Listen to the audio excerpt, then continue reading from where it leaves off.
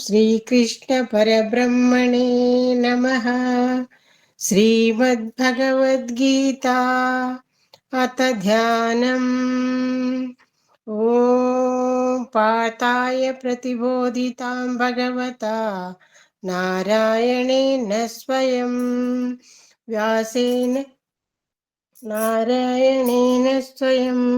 व्यासेन कृतितां पुराणमुनिना मध्ये महाभारतम् अद्वैतामृतवर्षिणीं भगवतीम् अष्टादशाध्यायिनीम् अम्ब त्वामनुसन्दधामि भगवद्गीते भवद्वेषिणीम्।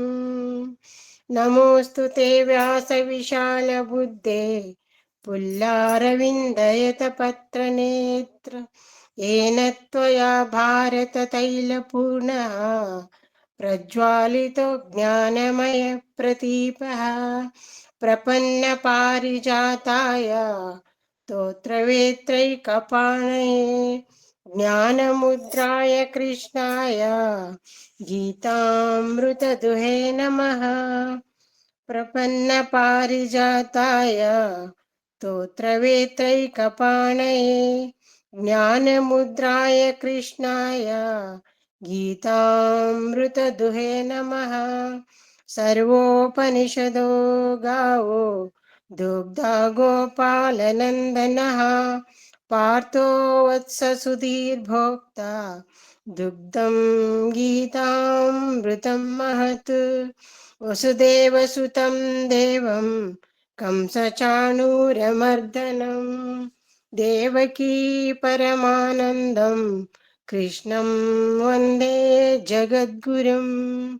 भीष्मद्रोणतटा जयद्रथजला गान्धारनीलोपला शल्यग्राहवती कृपेण वहनी कर्णेन वेलाकुला अश्वत्थामविकर्णघोरमकरा दुर्योधनावर्तिनी स्तोतिर्ना खलु पाण्डवैरणनदी कैवर्तककेशवः पाराशर्यवचं सरोजममलं गीतार्थगन्धोत्कटं नानाख्यानककेसरं हरिकथा सम्बोधनाबोधितं लोके सज्जन षट्पदैरारः पेपीयमानं मुदा भूयद्भारत पंकजं कलिमला प्रध्वंसिनः श्रेयसे मूकं करोति वाचालां पङ्गुं लङ्घयते गिरिं यत्कृपातमहं वन्दे परमानन्दमाधवम्। यं ब्रह्मा वरुणेन्द्ररुद्रमरुतः स्तुन्वन्ति दिव्यैस्तवैः वेदैः साङ्गपदक्रमोपनिषदैः गायन्ति यं सामगाः ध्यानावस्थिततद्गतेन मनसा पश्यन्ति यं योगिनो यशान्तं न विदुसुरासुरगणा देवाय तस्मै नमः। ದೇವಾಯ ತಸ್ಮೈ ನಮಃ. ಎಲ್ಲ ಗುರುಗಳಿಗೆ, ಎಲ್ಲ ಮಹಾತ್ಮರಿಗೆ, ಎಲ್ಲ ಪೂಜ್ಯರಿಗೆ, ಎಲ್ಲ ತಾಯಂದ್ರಿಗೆ, ಎಲ್ಲರಿಗೂ ಶರಣಾರ್ಥಿರಪ್ಪ. ಶರಣಾರ್ಥಿ. ಇವತ್ತಿನ ದಿವಸ ನಾವು ಭಗವದ್ಗೀತೆಯ ಪ್ರಾರಂಭಿಕ ಧ್ಯಾನ ಶ್ಲೋಕಗಳ ಅರ್ಥವನ್ನು ನೋಡಿದ್ವಿ. ನಿನ್ನೆ ಒಂದು ಶ್ಲೋಕವನ್ನು ನೋಡಿದ್ವಿ. ಭಗವದ್ಗೀತೆಯಲ್ಲಿ ಬರುವಂತ, ಅದು ಯಾವ ಭಗವದ್ಗೀತೆಯಲ್ಲಿ ಬರ್ತದೆ ಅಂದ್ರೆ ಮಹಾಭಾರತವನ್ನು ವರ್ಣನೆ ಮಾಡುವಂತಹ ಶ್ಲೋಕದ ಅರ್ಥವನ್ನು ನಿನ್ನೆ ನೋಡಿದ್ವಿ. ಯಾವುದರಿಂದ ಶ್ಲೋಕ? ಪಾರಾಶರ್ಯವಚ ಸರೋಜ ಮಮಲಂ ಗೀತಾರ್ಥಗಂಧೋತ್ಕಟಂ ನಾನಾಖ್ಯಾನಕ ಕೇಸರಂ ಹರಿಕಥಾ ಸಂಬೋಧನ ಬೋಧಿತಂ ಲೋಕೆ ಸಜ್ಜನ ಷಟ್ಪದೈರಹರಃ ಪೇಪೀಯ ಮಾನಂ ಮುದ ಭೂಯಾದ್ ಭಾರತ ಪಂಕಜಂ ಕಲಿಮಲ ಪ್ರಧ್ವಂಸಿನ ಶ್ರೇಯಸಿ. ಗೀತಾರ್ಥವನ್ನು ತನ್ನ ಸುಮಧುರ ಪರಿಮಳ ಉಳ್ಳ ಆಗಿರುವಂತಹ ಭಗವಾನ ಹರಿಯ ದಿವ್ಯ ಕಥೆಗಳಿಂದ ಸಂಪೂರ್ಣವಾಗಿ ಅರಳಿದ ತನ್ನ ಅನೇಕ ಕಥೆಗಳನ್ನು ಕೇಸರಗಾಳ ಉಳ್ಳ ಸಜ್ಜನರೆಂಬ ಜೇನುಣಗಳಿಂದ ದಿನಾಲೂ ಸಂತೋಷದಿಂದ ಸವಿಯಲ್ಪಡುವ ಪಾರಾಶರ ಪುತ್ರ ವ್ಯಾಸರ ಶಬ್ದಗಳೆಂದ ನೀರಿನಿಂದ ಹುಟ್ಟಿದ ಕಳಂಕರಹಿತ ಕಮಲವು ಕಲಿಯುಗದ ದೋಷವನ್ನು ನಿವಾರಿಸ ಬಯಸುವವರಿಗೆ ಒಳ್ಳೆಯದನ್ನು ಮಾಡಲಿ ಅನ್ನುವಂತ ಅರ್ಥ ಕನ್ನಡ ಅನುವಾದ ನಿನ್ನೆ ನೋಡಿದ್ವಿ. ಇವತ್ತಿನ ದಿವಸ ಓಂ ಪ್ರಾರ್ಥಾಯ ಪ್ರತಿಬೋಧಿತಾಂ ಭಗವತಾ ನಾರಾಯಣೇನ ಸ್ವಯಂ ವ್ಯಾಸೇನ ಗ್ರಥಿತಾಂ ಪುರಾಣ ಮುನಿನಾ ಮಧ್ಯೆ ಮಹಾಭಾರತಂ ಅದ್ವೈತಾಮೃತ ವರ್ಷಿಣೀಂ ಭಗವತೀಂ ಅಷ್ಟಾದಶಾಧ್ಯಾಯಿನೀಂ ಅಂಬ ತ್ವಾಮನುಸಂದಧಾಮಿ ಭಗವದ್ಗೀತೆ ಭವದ್ವೇಷಿಣೀಂ. ಓಂ ಓಂ ಅಂದ್ರೆ ಏನ್ರಿ ಇದು? ಭಗವಂತನ ಒಂದು ಹೆಸರು. ಓಂ ಅಂದ್ರ ಓಮಿಗೆ ಅರ್ಥಗಳು ಬಹಳ ಅದಾವ.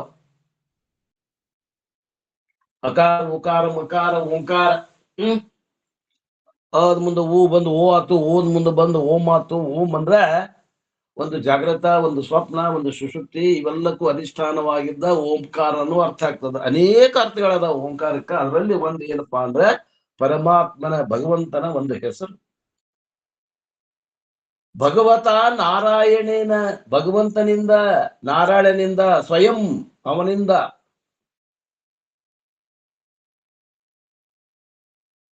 ಕುಂತಿಯ ಮಗನಾದ ಅರ್ಜುನನಿಗೆ ಪಾರ್ಥಾಯ, ಪಾರ್ಥೇಯ ಮಗನಾದ ಅರ್ಜುನ, ಮಗನಾದ ಅರ್ಜುನ. ಪಾರ್ಥಾಯ ಅಂದ್ರೇನು? ಪಾರ್ಥೇಯ ಮಗ ಅಂದ್ರ ಕುಂತಿಯ ಮಗನಾದ ಅರ್ಜುನನಿಗೆ. ಪ್ರತಿಬೋಧಿತಾಂ, ಬೋಧಿಸಲಿಕ್ಕೆ. ಪುರಾಣ ಮುನಿನ ಅಂದ್ರೆ ಏನ್ರಿ? ಪ್ರಾಚೀನ ಕಾಲದ ಋಷಿಗಳಿಂದ ಹಿಡಿದು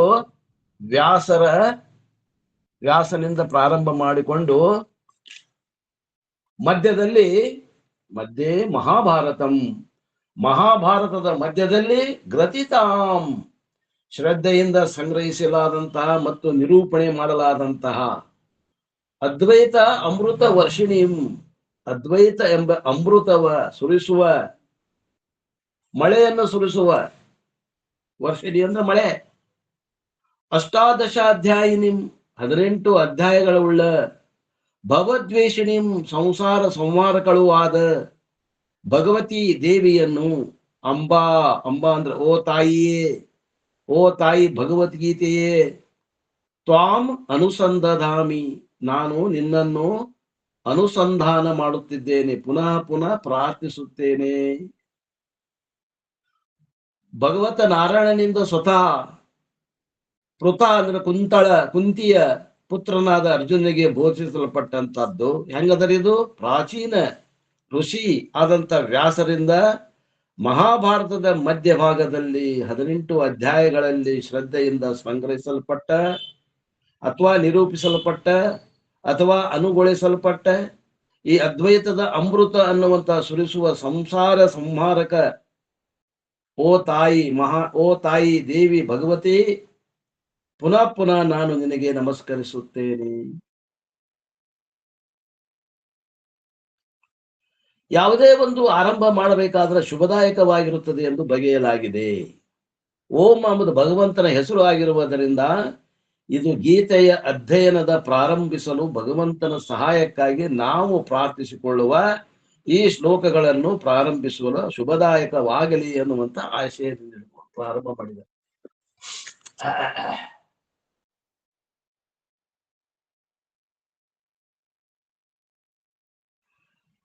ತಾಯಿ ಎಂದು ಗೀತೆಯ ಪ್ರಾರ್ಥನೆ. ವೇದವನ್ನು ತಾಯಿ ಎಂದು, ವಿಡಿಯೋ ಆಫ್ ಮಾಡಿ. ವೇದವನ್ನ ತಾಯಿ ಅಂತ ಯಾಕೆ ಕರೀತಾರ್ರಿ? ವಿಡಿಯೋ ಆಫ್ ಮಾಡ್ರಿ, ಯಾರದು ನೋಡ್ರಿ. ಅವ್ರ ಲಕ್ಷ್ಯ ಇಲ್ಲ. ತಿಪ್ಪೇಶಿ ಅವರು ವಿಡಿಯೋ ಆನ್ ಮಾಡಿದ್ದಾರೆ. ಯಾವ್ರಿ ತಿಪ್ಪೇಶಿ ಅವ್ರ? ಮ್ಯೂಟ್ ಹಚ್ಚಿದೆ. ನಮ್ ಫ್ರೆಂಡ್ ಸರ್ ಅವರು. ಮ್ಯೂಟ್ ಮಾಡ್ರಿ.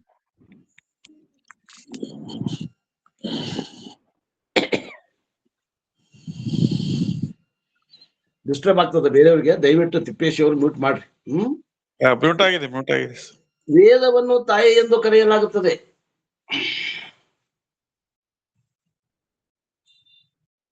ಯಾಕಂದರೆ ತಾಯಿಯು ಪ್ರೀತಿ ಅಂತಃಕರಣವುಳ್ಳವಳು ಮತ್ತು ಸಹಜ ಸಾವಧಾನತೆಯ ಪ್ರತೀಕಳು ಆಗಿದ್ದಾಳೆ. ಯಾವಾಗಲೂ ನಮ್ಮ ಕಲ್ಯಾಣಕ್ಕಾಗಿ ಪ್ರಾರ್ಥಿಸುವವಳು, ನೀವು ತೊಂದರೆಯಲ್ಲಿದ್ದಾಗ ನಿಮ್ಮನ್ನು ಎಂದೆಂದಿಗೂ ಕೈ ಬಿಡದವಳು ಆಗಿದ್ದಾಳೆ. ಅದೇ ರೀತಿ ಗೀತೆಯು ವೇದ ಹೇಳುವುದನ್ನೇ ಯಥಾರ್ಥವಾಗಿ ಹೇಳುವುದರಿಂದ ಅದನ್ನು ಕೂಡ ತಾಯಿ ಅಥವಾ ಮಾತೆ ಎಂದು ಬಗೆಯಲಾಗಿದೆ.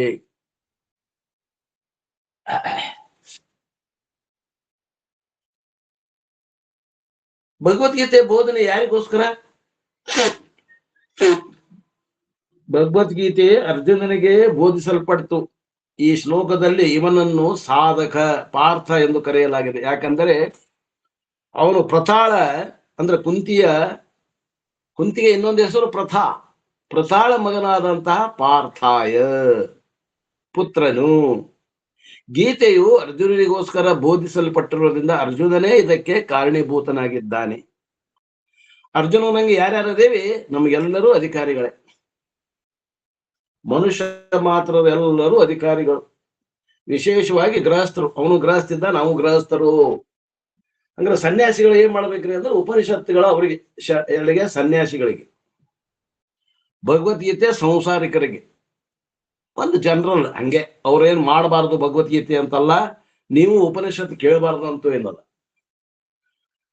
ಮೊದಲು ಏನದ ಪ್ರಾರಂಭಿಕ ಹಂತದಲ್ಲಿ ಸ್ವಲ್ಪ ಸರಳವಾದಂತ ಭಗವದ್ಗೀತೆಯನ್ನು ಅಭ್ಯಾಸ ಮಾಡಿ ನಂತರ ಉಪನಿಷತ್ತುಗಳನ್ನ ಅಭ್ಯಾಸ ಮಾಡಬೇಕು.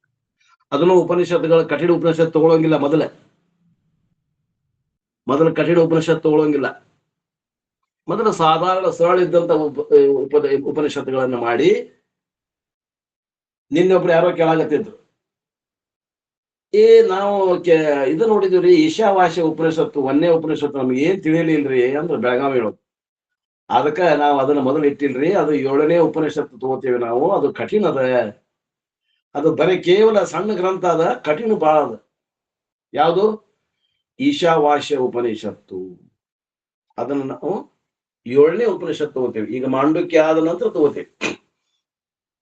ಯಾರು ಮೊದಲಿನ 6 ಉಪನಿಷತ್ತುಗಳನ್ನ ಕೇಳ್ಯಾರೋ ಅವರಿಗೆ ಈಶಾವಾಸ್ಯ ತಿಳಿತವ, ಇಲ್ಲ ಅಂದ್ರೆ ತಿಳಿಯಂಗಿಲ್ಲ. ಇನ್ನು ಗೀತಾಚಾರ್ಯ ಯಾರು?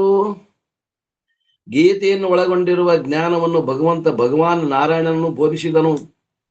ಅದು ಗುರುವಿನಿಂದ ನೇರವಾಗಿ ನಾರಾಯಣನಿಂದ ಬೋಧಿಸಲ್ಪಟ್ಟಿದೆ. ಅಲ್ಲಿ ಗುರುನೇ ನಾರಾಯಣ ಏನ್ರಿ? ಅರ್ಜುನನ ನಶೀಬ ಎಂತದಂದ್ರೆ ಅವ ಅತ್ತಾಗ ಯೋಗ ಆತು, ನಾವೆಲ್ಲ ಹತ್ರ ರೋಗ ಆಗ್ತದ ಅಂತ ಹೇಳಿದ್ರು ಮೊನ್ನೆ. ಹಂಗ ಅವ ಅತ್ತ ಯೋಗ ಆತು. ಯಾಕಂದ್ರೆ ಯಾರ ಮುಂದೆ ಹತ್ತರಿ? ಅವ ಭಗವಂತನ ಮುಂದೆ ಹತ್ತ. ನಾವ್ಯಾರ ಮುಂದೆ ಹೇಳ್ತೇವ್ರಿ? ನೋಡ್ರಿ, ವಿಚಾರ ಮಾಡಿ, ಯಾರ ಮುಂದೆ ಹೇಳ್ತೇವೆ ನೋಡ್ರಿ. ಭಗವಂತನ ಮುಂದೆ ಅಳ್ರಿ, ಏನಾದ್ರೂ ಯೋಗ ಆಕತ್ತಿಲ್ಲ ಅಂದ್ರೆ ರೋಗ ಆಕತ್ತ. ಲೋಕದ ಜನ ಮುಂದೆ ಹೇಳ್ತೀವಿ ಸರ್. ಆರೆ ಲೋಕದ ಜನದ ಮುಂದೆ ಹೇಳ್ತೀವಿ ನಾವು.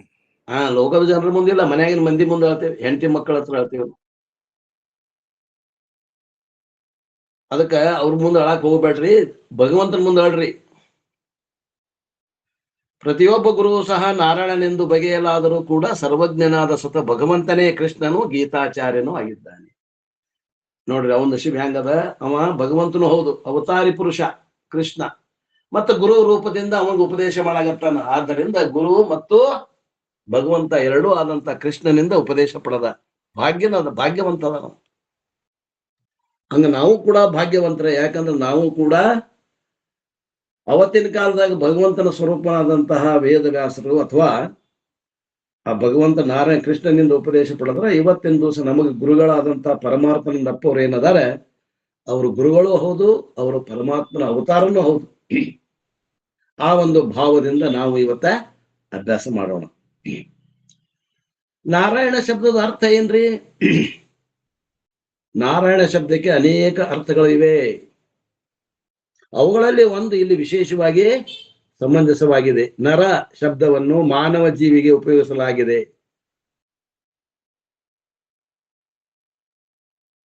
ನರ ಅಂದ್ರೆ ಮಾನವ ಜೀವಿಗೆ ಉಪಯೋಗ ಮಾಡೋದು. ಯಾವುದು ಇರುವಂಥದ್ದು ಅಂದ್ರೆ ನರಿಯತೆ, ಯಾವುದು ನಾಶ ಹೊಂದುವಂಥದ್ದೋ ಎಂದು ಅದರ ಅರ್ಥವಾಗುತ್ತದೆ.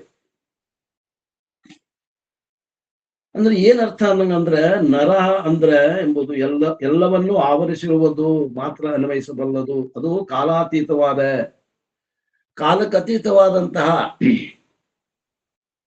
ಯಾವಾಗ್ಲೂ ಇರುವಂತದ್ದು ಸದ್ರೂಪ. ಅದಕ್ಕೆ ನಾರಾಯಣ ಅಂತ ಅರ್ಥ. ಕಾಲಾತೀತವಾದ ತತ್ವ, ಕಾಲಕ್ಕತೀತವಾಗಿ, ಕಾಲದಲ್ಲಿಯೂ ಅದ, ಕಾಲ ಇಲ್ಲದಾಗನೂ ಅದ, ಕಾಲ ಹುಟ್ಟೋದಕ್ಕಿಂತ ಮೊದಲೂ ಅದ. ಅದು ಯಾವುದೇ ಬದಲಾವಣೆ ಆಗದೆ ಇರುವಂತಹ ತತ್ವ ಏನದ, ಅದಕ್ಕೆ ನಾವು ಏನಂತೀವಿ? ನಾರಾಯಣ. ವಿವಿಧ ಕರ್ಮಗಳನ್ನು ಮಾಡುವ, ವಿವಿಧ ಬಗೆಯ ಅನುಭವಗಳನ್ನು ಅನುಭವಿಸುವ ಕರ್ತಾಭಾವ, ಇದು ನಾನು ಎಂಬುದನ್ನು ನಾವು ಸಾಮಾನ್ಯವಾಗಿ ತಿಳಿದುಕೊಳ್ಳುವುದಕ್ಕಿಂತ ಭಿನ್ನವಾದ ಅರ್ಥವಾಗಿದೆ. ನಾವು ಸಾಮಾನ್ಯವಾಗಿ ನಾನು ನಾನು ಅಂತ ಏನಂತೀವಿ, ಅದೇ ಈ ನಾರಾಯಣ ಶಬ್ದದ ಅರ್ಥ.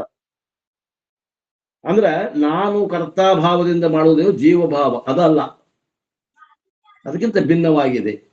ಮಾನವ ಜೀವಿ ಶಬ್ದದ ನೈಜ ಅರ್ಥವನ್ನು ಶಾಸ್ತ್ರಾನುಸಾರವಾಗಿ ತಿಳಿದುಕೊಳ್ಳಬೇಕು. ಅಂದ್ರೆ ನಾನು ಯಾರು ಅಂತ ತಿಳಿಬೇಕು. ಅದರ ಪ್ರಕಾರ ನರ ಎಂದರೆ ಸರ್ವಾಂತರ್ಯಾಮಿ, ಕಾಲಾತೀತನಾದ ಆತ್ಮ ಪರಮಾತ್ಮ ಎಂದಾಗುತ್ತದೆ. ಒಂದರ್ಥ. ಅನೇಕ ಅರ್ಥಗಳದು. ನ ರಮಯತೆ ವಿಶೇಷು ಸಹ ನರಹ.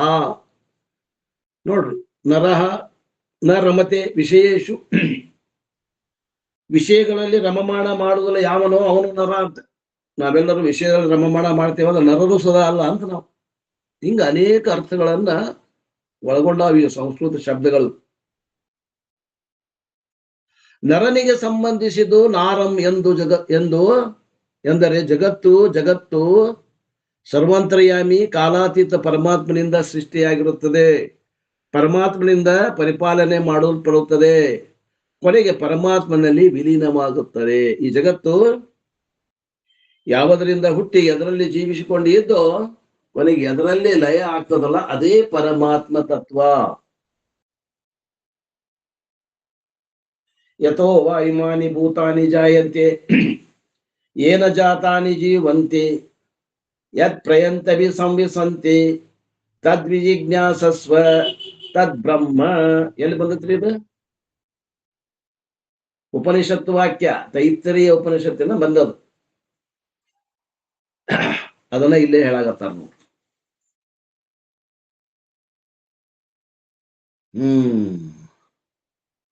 ಅರ್ಜುನಿಗೆ ಬೋಧಿಸುತ್ತಿರುವವನು ಈ ಸರ್ವಜ್ಞನಾದ ನಾರಾಯಣನಾಗಿರುವುದರಿಂದ ಈ ಭಗವದ್ಗೀತೆಯಲ್ಲಿ ಬೋಧಿಸಲಾದುದೆಲ್ಲವೂ ಸಯುಕ್ತಿಕವಾಗಿದೆ ಎಂದು ತಿಳಿಯಲಾಗಿದೆ. ನಾರಾಯಣನು ಜ್ಞಾತೃ, ವೇದಗಳ ಮೂಲಕ ಜ್ಞೇಯನೂ ಕೂಡ ಆಗಿದ್ದಾನೆ. ಜ್ಞಾತೃ ಅದನಲ್ರಿ, ಜ್ಞಾನ ಜ್ಞಾತೃ, ಅವನೇ ಈ ಭಗವಂತ ನಾರಾಯಣ. ನಿಮ್ಮೊಳಗೆ ಏನ್ ತಿಳ್ಕೊಳಕ್ ಕುಂತಾನಲ್ಲ, ಅವನೇ ಜ್ಞಾತೃ, ಅವನೇ ಭಗವಂತ. ಅಲ್ಲದಾರ ನೋಡ್ರಿ, ಯಾರು?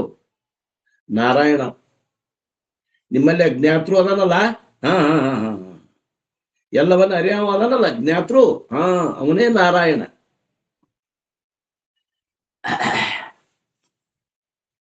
ಜ್ಞಾತೃನ ನೋಡ್ಕೊಳಕ್ ಕಲೀರಿ, ಅವನ ನಾರಾಯಣ ಅದಾನಂತ ಹೇಳ್ತಾರ ಅಪ್ಪ ಅವ್ರು. ಇವನ್ನ ವೇದಗಳ ಮೂಲಕ ಜ್ಞೇಯನೂ ಕೂಡ ಆಗಿದ್ದಾನೆ. ವೇದ ಪ್ರಮಾಣದ ಮೂಲಕ ಜ್ಞೇಯನಾಗಿದ್ದಾನೆ, ವಿಷಯನಾಗಿದ್ದಾನೆ ಅಂತ ಅರ್ಥ.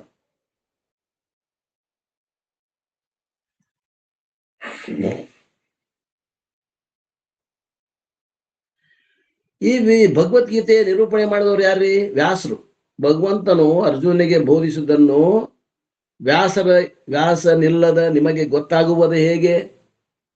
ಅಲ್ರಿ, ಅಲ್ಲಿ ಭಗವಂತ ಇದ್ದ, ಕೃಷ್ಣ ಅರ್ಜುನಿಗೆ ಬೋಧಿಸಿದ, ನಮಗೆಲ್ಲ ಹೆಂಗ್ ತಿಳಿಬೇಕಾಗಿತ್ತು? ಅರ್ಜುನನ ದೋಣಿಯಲ್ಲಿ ಇದ್ದಂತ ನಮ್ಮಂತವ್ರಿಗೆ ಅವಂಗೆ ಹೇಳಿದ, ಅವ ತಿಳ್ಕೊಂಡು ಪಾರ ಅಲ್ಲ, ನಮಗೆಲ್ಲ ಹೆಂಗ್ ಗೊತ್ತಾಗಬೇಕಾಗಿತ್ತು?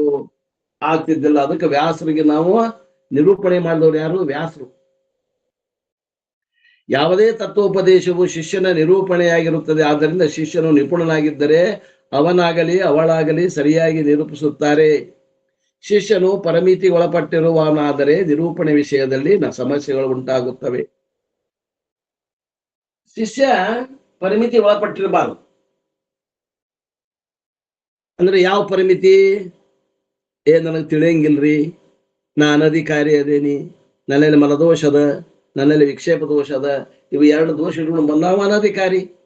ವಿವೇಕ, ವೈರಾಗ್ಯ, ಸಮಾಧಿ, ಷಡ್ಗುಣ ಸಂಪತ್ತಿ, ಮುಮುಕ್ಷತ್ವ ಅನ್ನುವಂತ ಅರ್ಹತೆಗಳು ಇಲ್ಲದೆ ಬಂದಂತ ಅವ ಏನದಲ್ಲ ಅವ ಪರಿಮಿತಿಗಳಿಂದ ಒಳಪಟ್ಟಿರುವಂತ ಶಿಷ್ಯನಾಗ್ತಾನ. ಮತ್ತು ಗುರು ಹೆಂಗಿರ್ಬೇಕು? ತತ್ವೋಪದೇಶವನ್ನ ಅಚ್ಚಳಿಯದೆ ಅದನ್ನ ತಿಳಿಸುವಲ್ಲಿ ನಿಪುಣನಾಗಿರ್ಬೇಕು. ಅವ ಹೇಳಿದ್ದು ಅವಾಗ ಗೊತ್ತಿಲ್ಲ ಅಂದ್ರೆ ತಗೊಂಡು ಏನ್ ಮಾಡೋದು? ಗುರು ಹಂಗಿರ್ಬೇಕು, ಶಿಷ್ಯ ಹಿಂಗಿರ್ಬೇಕು. ಅಂದ್ರ ಅಲ್ಲೇ ಬೋಧ್ಯ ಬೋಧಕ ವ್ಯವಹಾರ ನಡೀತದ. ಇಲ್ಲ ಅಂದ್ರ ಆಕಳ ಅಟ್ಟದ ಮ್ಯಾಗ ಕರು ಬೆಟ್ಟದ ಮೇಲೆ ಆಗ್ತದ್ರಿ. ಅವ ಏನ್ ಹೇಳಿದ ಅವಂಗ ಗೊತ್ತಿಲ್ಲ, ಇವ ಏನ್ ತಿಳ್ಕೊಂಡ ಇವಾಗ ಗೊತ್ತಿಲ್ಲ. There will be a communication gap. ಮಾಹಿತಿ ರವಾನೆ ಆಗುವುದಿಲ್ಲ ಗುರುವಿನಿಂದ ಶಿಷ್ಯನಿಗೆ. ವೇದದಲ್ಲಿ ಇದ್ದಂತ ವಿಷಯ ಮಾಹಿತಿ ರವಾನೆ ಆಗುವುದಿಲ್ಲ. ಅಪೌರುಷೇಯ ವಾಣಿ ಶಿಷ್ಯನ ಅಂತಃಕರಣಕ್ಕೆ ಹೋಗಿ ಮುಟ್ಟಬೇಕು. ಗೀತೆಯಲ್ಲಿ ನಿರೂಪಕನು ಅತ್ಯಂತ ಮಹತ್ವದ ಪಾತ್ರದವನು ವಹಿಸುತ್ತಾನೆ. ನಾರಾಯಣನು ಬೋಧಿಸಿದನು, ಅರ್ಜುನನು ಆಲಿಸಿದನು. ಆದರೆ ಇವೆಲ್ಲವನ್ನು ನಿರೂಪಿಸಿದವನು ವ್ಯಾಸರು. ಇಲ್ಲಿ ನಿರೂಪಕರು ಸಾಮಾನ್ಯ ವ್ಯಕ್ತಿ ಅಲ್ಲ. ಅದನ್ನು ನಾವು ನಂತರದ ಶ್ಲೋಕದಲ್ಲಿ ಕಾಣುತ್ತೇವೆ. ವ್ಯಾಸರ ಬಗ್ಗೆ ಒಂದು ಶ್ಲೋಕದ ಇದ್ರಾಗ ವ್ಯಾಸರು ಸಣ್ಣ ಉಕ್ತಿಯೊಂದನ್ನು ಸೂಕ್ಷ್ಮ ವಿವರ ಮತ್ತು ಸಮಂಜಸವಾದ ಸರಣಿಯಿಂದ ತುಂಬಿದ ಸಹಸ್ರ ಶ್ಲೋಕಗಳಲ್ಲಿ ವಿವರಿಸುವ ಸಾಮರ್ಥ್ಯವುಳ್ಳವರಾಗಿದ್ದಾರೆ. ಹೆಂಗದರಪ್ಪ ವ್ಯಾಸರು ಅಂತಂದ್ರೆ, ಸೂಕ್ಷ್ಮ ವಿವರಗಳನ್ನು ಸಮಂಜಸವಾಗಿ ತಮ್ಮ ವಾದ ಸರಣಿಯಿಂದ ರಹಸ್ಯವಾದಂತಹ ಅರ್ಥವನ್ನ ಹೇಳುವಂತಹ ಸಾಮರ್ಥ್ಯವುಳ್ಳವರದಾರ ವ್ಯಾಸರು. ವ್ಯಾಸರನ್ನ ಇಲ್ಲಿ ಪುರಾಣ ಮುನಿ, ಪ್ರಾಚೀನ ಋಷಿ ಎಂದು ಕರೆಯಲಾಗಿದೆ. ಪುರಾಣ ಮುನಿನಾಂ, ಬಹಳ ಪುರಾತನ ಋಷಿಗಳು ವ್ಯಾಸರು. ಮುನಿ ಅಂದ್ರೆ ಯಾರು? ಮನನಾತ್ ತ್ರಾಯತೆ ಇತಿ ಮುನಿ. ಮನನದಿಂದ ಯಾರು ದಾಟುತ್ತಾರೋ ಈ ಸಂಸಾರ ಸಾಗರವನ್ನ,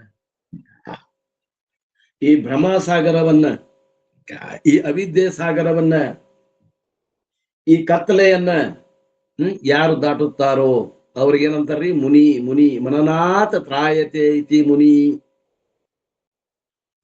ವಿಶಿಷ್ಟವಾದದ್ದೊಂದು ವಿಷಯ ಕುರಿತು ಲಕ್ಷ್ಯಪೂರ್ವಕವಾಗಿ ಚಿಂತನೆ ನಡೆಸುವನು ಎಂದರ್ಥ. ಪುರಾಣವೆಂದರೆ ವೇದದಲ್ಲಿ ಕಂಡುಬರುವ ಬೋಧನೆಯನ್ನು ಆಧರಿಸಿದ ಪ್ರಾಚೀನ ಆಖ್ಯಾಯಿಕೆಗಳು, ಅಂದ್ರೆ ಕಥೆಗಳಿಂದ ಕೂಡಿದಂತಹ ಒಂದು ಅರ್ಥ ಆಗ್ತದೆ.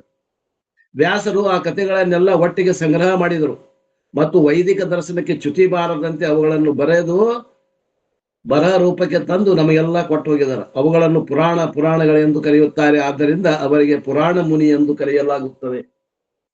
ಎಷ್ಟು ಪುರಾಣ ಅದಾವ್ರಿ? 18 ಪುರಾಣಗಳ ರಚನೆ ಮಾಡಿದವರು ಯಾರು? ವೇದ ವ್ಯಾಸರು. ಅದಕ್ಕೆ ಅವರಿಗೆ ಪುರಾಣ ಮುನಿ ನಾಮ ಅಂತ ಕರೀತಾರೆ. ಗೀತೆಯಲ್ಲಿರುವ ಬೋಧನೆಯ ವಿಷಯ ವ್ಯಾಸರಿಗೆ ತೀರಾ ಚೆನ್ನಾಗಿ ತಿಳಿದದ್ದಾಗಿದ್ದರಿಂದ ಅವರಿಗೆ ಅದನ್ನು ಸರಿಯಾಗಿ ನಿರೂಪಿಸುವಲ್ಲಿ ಯಾವುದೇ ಒಂದು ಸಮಸ್ಯೆ ಇರಲಿಲ್ಲ.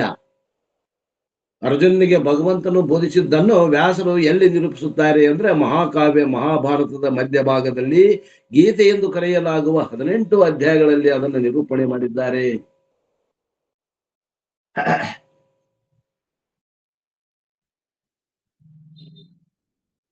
ಅಂದ್ರೆ ಗೀತೆಯ ವಿಷಯದ ಏನ್ರಿ? ವಿಷಯ ವಸ್ತು ಏನು? ಗೀತೆಯ ವಿಷಯ ವಸ್ತು ಯಾವುದು ಅಂದ್ರೆ, ನಾರಾಯಣನನು ಅರ್ಜುನಿಗೆ ಏನು ಬೋಧಿಸಿದನು? ಅವನು ಬೋಧಿಸಿದ್ದನ್ನು ಅಮೃತ ವರ್ಷ ಎಂದು ಏಕೆ ಕರೆಯಲಾಗಿದೆ? ಅಮೃತವು ಸಾಮಾನ್ಯವಾಗಿ ಹನಿ ಹನಿಯಾಗಿ ಮಾತ್ರ ಬೀಳುತ್ತದೆ. ಆದರೆ ಗೀತೆಯಲ್ಲಿ ನಮ್ಮ ಮೇಲೆ ಅದರ ಮಳೆಯನ್ನೇ ಸುರಿಸಲಾಗಿದೆ. ಇದು ಯಾವ ಬಗೆಯ ಅಮೃತ? ಎಲ್ಲ ಬಗೆಯ ಅಮೃತವೋ ಅಥವಾ ನಾಲಿಗೆಗೆ ಸಿಹಿಯಾಗಿರುತ್ತದೆಯೋ? ಆದರೆ ಅದು ಶಾಶ್ವತವಾಗಿ ಉಳಿಯುವುದಿಲ್ಲವಲ್ಲ. ಅಮೃತವು ಭಿನ್ನವಾಗಿರುತ್ತದೆ. ಅದು ಇಲ್ಲಿ ಸುಖ ಆನಂದವನ್ನು ನೀಡುವುದಷ್ಟೇ ಅಲ್ಲ, ನಮ್ಮ ಮೇಲೆ ಅದ್ವೈತದ ಅಂದ್ರೆ ವಿಷಯ ಮತ್ತು ವಸ್ತುವಿನ ಮಳೆಯನ್ನು ಗರೆಯುತ್ತದೆ. ಅದ್ವೈತದಲ್ಲಿ ಬೇರೊಂದು ವಸ್ತು ಇರುವುದಿಲ್ಲ. ಆದ್ದರಿಂದ ಈ ಜ್ಞಾನದಿಂದ ಎಲ್ಲ ಭಯ, ಎಲ್ಲ ಭೀತಿ ದೂರವಾಗಿ ಬಿಡುತ್ತದೆ. ನಮಗೆ ಎಷ್ಟು ಭಯ ಅದಾವ್ರಿ? ಭದ್ರತೆಗಾಗಿ ನಮಗ್ ಭಯ ಅದ.